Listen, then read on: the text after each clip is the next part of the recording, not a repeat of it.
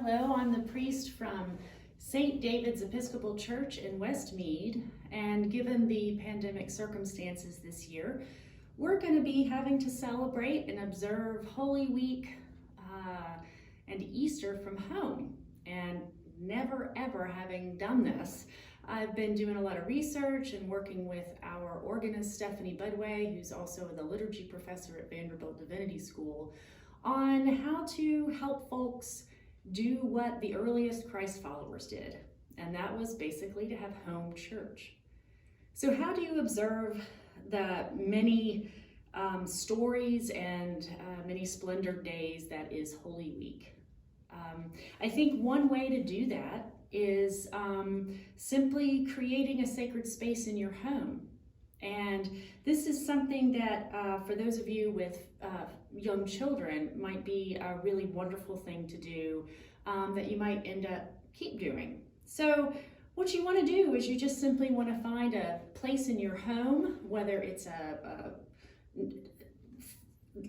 not very well trafficked spot in your living room, on the floor, on a small table such as this one. Maybe it's on a corner of the kitchen counter that's not used very often. Wherever there's a place in the home that might feel like a good place to gather or to spend a quiet moment anytime throughout the day. When you create sacred space, what you're doing is creating a space for time apart from the regular goings-on of a day, of a human day.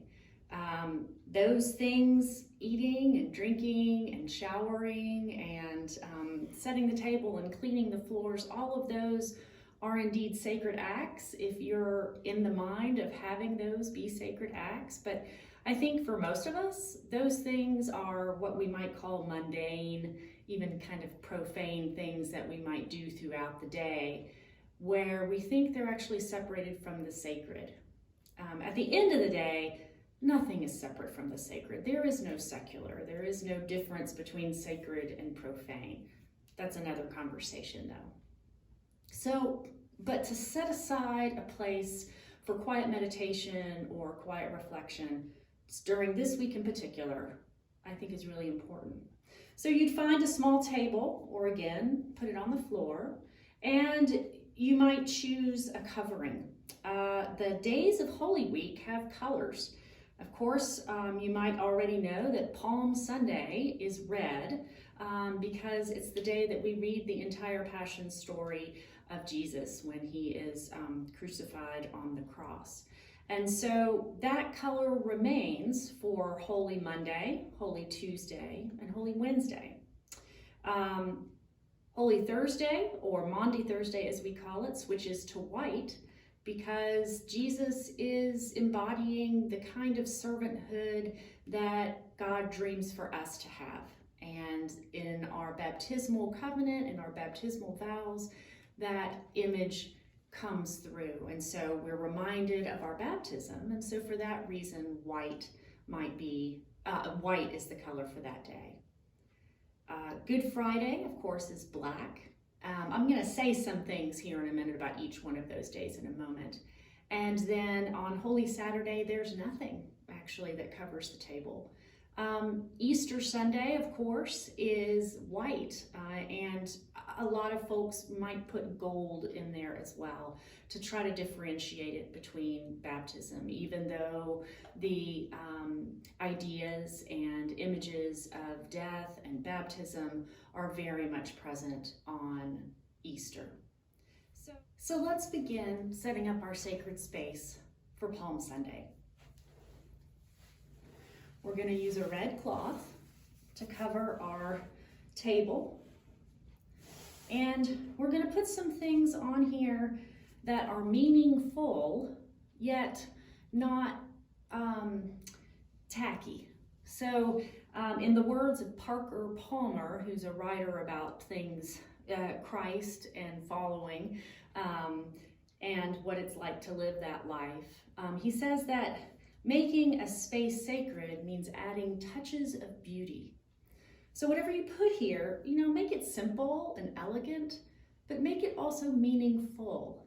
If there is something that is even big, but is meaningful to you, then put it there.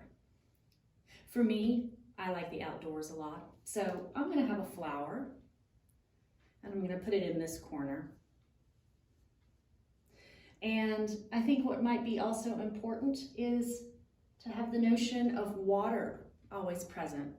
Not only baptism, but a sense of thirsting after God. Certainly a cross and a candle would be appropriate. Since I don't have a little holder for my candle, I'm going to lean it up against the cross, and that might be significant later. And then I like this symbol. I used it in another video recently, but I think it's appropriate for Palm Sunday because everyone's gathered.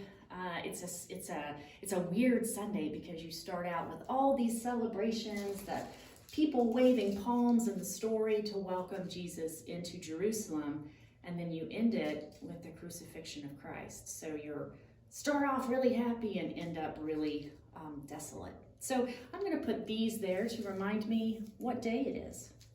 And they're going to kind of cross my little table like this. I'd have the candle lit, of course.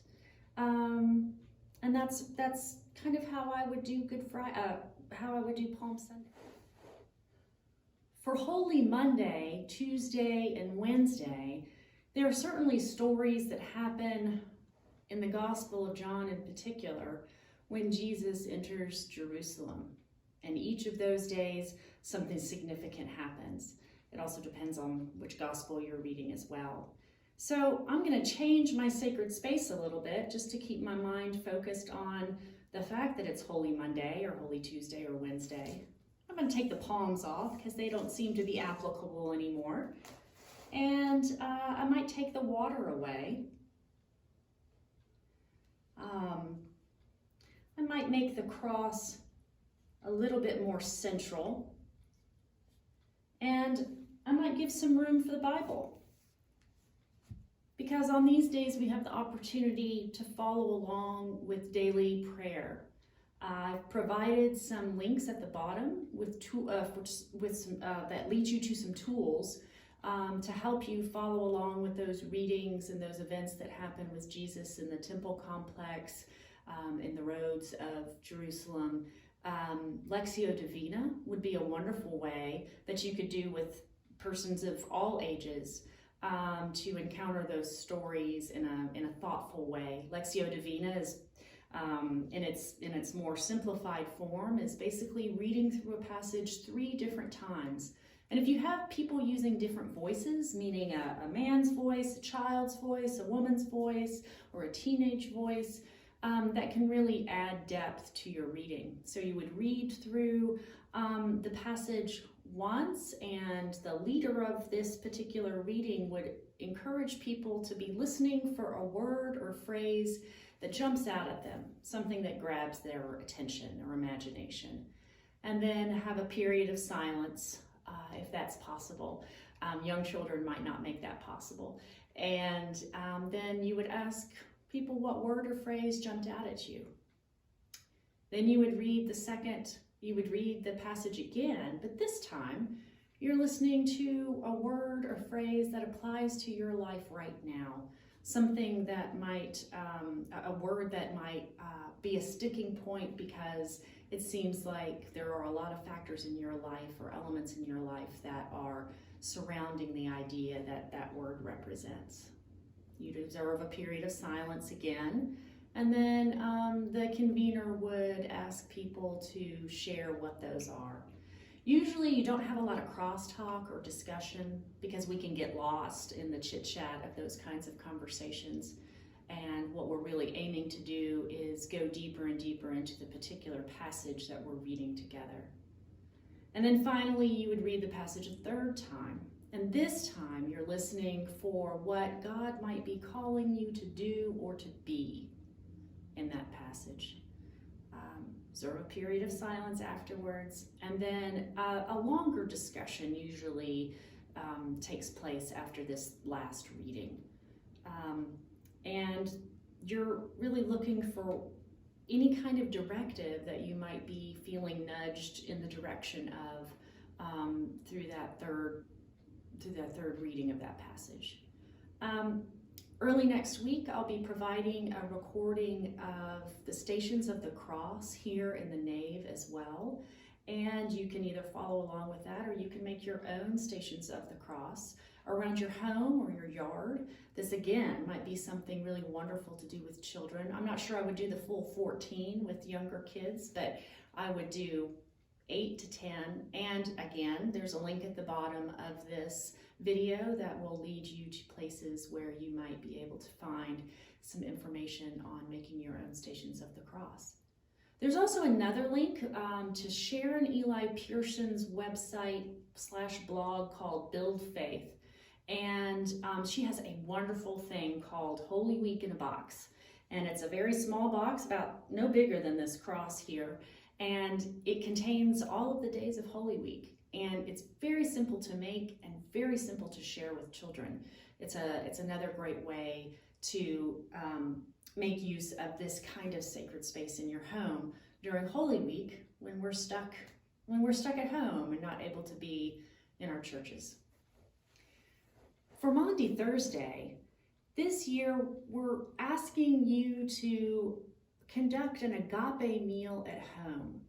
So if you listened to the Eucharist Pastoral Reflection Part 1, you'll have learned that the Eucharist in the Christian church started out by Jesus's friend group gathering on every Sunday night, week after week, to have a big feast. And then afterwards they would go out and feed the hungry and address the needs of the poor. So we're asking you to have a special meal at home. This is usually a meal that would be vegetarian, maybe hummus and pita, some tabbouleh maybe, or olives. You could also have soup and bread, something meatless, something simple. Again, you're seeing sort of a focus on simple and elegant little touches of beauty that might be meaningful, yet help elevate a space and a time to a different kind of setting. So your sacred space can change as well. The color for Maundy Thursday, as I've mentioned, is white. So we'll put a white tablecloth on. It's nice to have a symbol or an element of your sacred space to be consistent. So I'm going to make the cross that consistent element.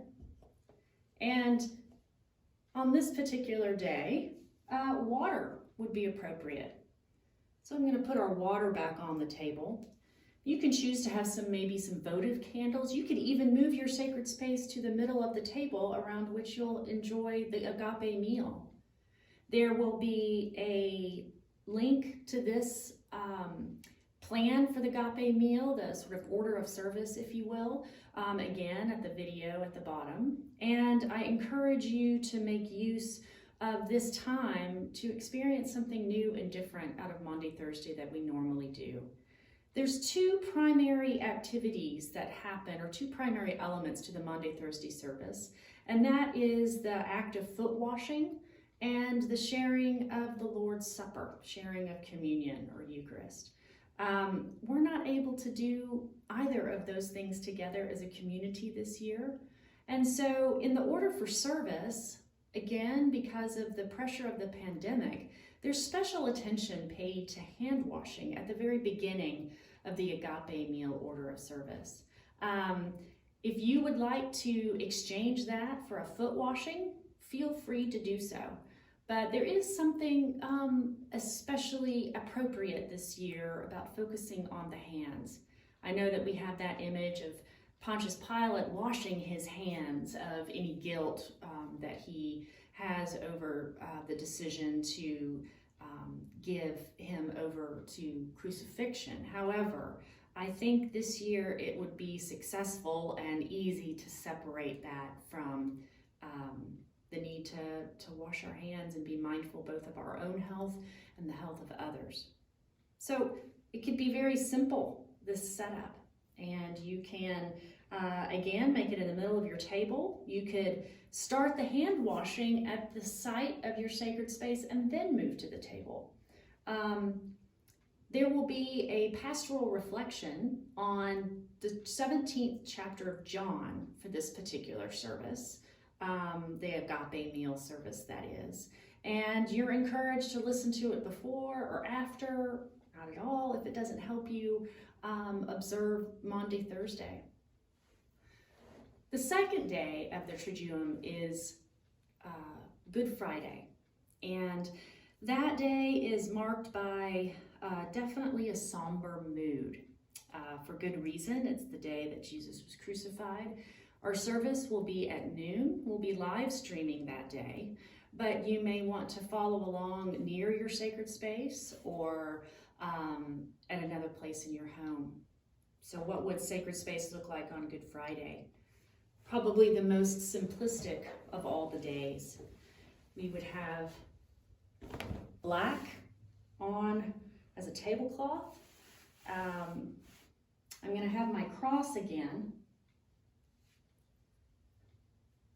but this time I'm going to take the candle out.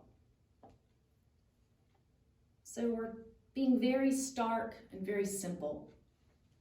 You may even want to put it off to the side asymmetrically, because it's a story that replicates how askew humanity can become. So on this day, as I said before, it's very much a day marked by a somber tone, a sobering tone. In the Episcopal Church, we have a part of the service called the Veneration of the Cross. And if you listen to Stephanie Budway's walk through Holy Week, you would learn that the Veneration of the Cross is something that has been done for many years, but as I grew up Southern Baptist, this was never something that really spoke to me. And as a matter of fact, it sort of smacked of idolatry a little bit. And it's because I didn't really fully understand it. Well, this year I had come across some resources that helped me understand that the veneration of the cross is really a consideration of the way of the cross. And so we're going to do that this year, and you can choose to have that cross available to you in whatever way you wish. This is just an image of a simple cross, but if you're considering the way of the cross, you're considering what it's like to be a community, to be part of a community that values serving others, that values helping those who live on the margins and the borders. And so something like this might be appropriate without the cross that reminds you of crucifixion. Maybe you provide something else that reminds you of the fact that the way of the cross isn't a bed of roses. You know, it's not an easy walk through life, and there are both the joys and sorrows that come along with it. There are sacrifices that you make, and those things are not to be, that life is not to be taken lightly. And that time of consideration of the cross, or in the space of the veneration of the cross, is an opportunity for you to think really carefully about that and contemplate that. On Easter Sunday, we will be not renouncing, we'll be reciting our baptismal vows again through the baptismal covenant. And so, having spent some time on Good Friday, a dark day and a sad day, devastating day actually, thinking about what it is like to walk in the way of the cross, making that covenant again, reifying that covenant for yourself, might actually be really, really special for you this year, and particularly meaningful in this time of pandemic, if you have the time on Friday to have thought about it deeply. Holy Saturday is a time of mystery. I had a theology professor who once told me that Holy Saturday was the most important time for her during Holy Week because of the mystery of God's breath breathing over creation and making it new once again. There's nothing on the sacred space for Holy Saturday. For me, spending those 24 hours between Good Friday at noon and Sunday morning, it feels like it's an experiment in not believing. It's with God, not in the world, metaphorically or symbolically, of course. What is the world like without the mystery, without the ground of our being, without a sense of assigning and seeing greater meaning than just what is? So Holy Saturday might be for you a variety of different experiences, opportunities to reflect on that. But I'm thinking that for me, Holy Saturday is very much something that is a quiet day of meditation and often garden work for me. Not in any kind of I've got to get it done sort of way, but this is an opportunity for me to reflect on the absence of God in my life. This brings us to Easter morning. Typically, we come to St. David's and we enjoy a wonderful day of incredible flowers, amazing music from the Nashville Symphony string section, wonderful anthems from the choir, loud, happy voices greeting one another. But this year we're going to be in our homes without the benefit of that excited crowd. You can still have a festive celebratory Easter, however. You can join us live stream on Easter Sunday, and you can also make a special meal at your home, and you can make your sacred space a special place as well. We would put white back on the space. New life, resurrection, death through baptism. I'd put the water back on there. I would definitely have the candle back.